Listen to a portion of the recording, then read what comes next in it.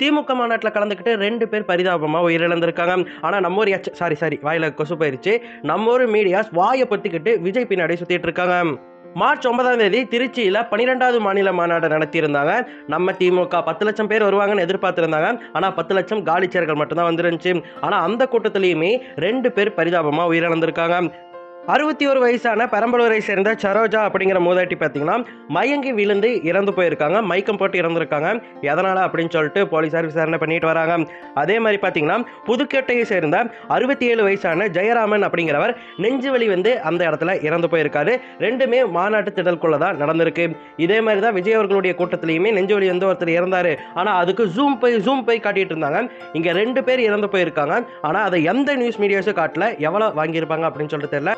விஜய் பொதுக்கூட்டத்தில் ஒருத்தர் ஆக்சிடென்ட் ஆகி விழுந்த உடனே அமைச்சர் அன்பில் மகேஷ் அந்த பையனை நேரடியாக போய் பார்த்திருந்தாரு. இப்போ அவங்களுடைய மாநில மாநாட்டிலேயே 2 பேர் பரிதாபமா உயிரிழந்திருக்காங்க. அவங்களுக்கு ஏதாவது கொடுத்தாங்களா அப்படின்னு சொல்லிட்டு தெரியல. முக்கியமா விஜய் பொதுக்கூட்டத்துக்கு வரவங்களாச்சு தானா தன்னெழுச்சியா வராங்க. ஆனா திமுக பார்த்தீங்கன்னா அப்படி கிடையாது. இவங்க தான் கூட்டிட்டு போறாங்க. கூட்டிட்டு போனவங்களுக்கு இவ்வளவு பெரிய கதி வந்திருக்கு அப்படிங்கும்போது இதை எந்த நியூஸ் மீடியாவும் பேசல. நம்மளும் பேசாம இருந்தால் நல்லா இருக்காது அப்படின்னு சொல்லிட்டு தான் பேசுறோம். இந்த விஷயத்தை பற்றி நீங்கள் என்ன நினைக்கிறீங்க அப்படிங்கிறத மறக்காமல் கமெண்ட்டில் சொல்லுங்கள். இதை வெளியே கொண்டு போய் சேருங்க. நிறைய பேருக்கு இதை ஷேர் பண்ணுங்கள். அப்போ தான் இந்த நியூஸ் சேனல்ஸ் எப்படி இயங்குது, நியூஸ் சேனல்ஸ் அண்ட் டிஎம்கே எப்படி இயங்குது அப்படின்னு சொல்லிட்டு எல்லாருக்கும் தெரியும்.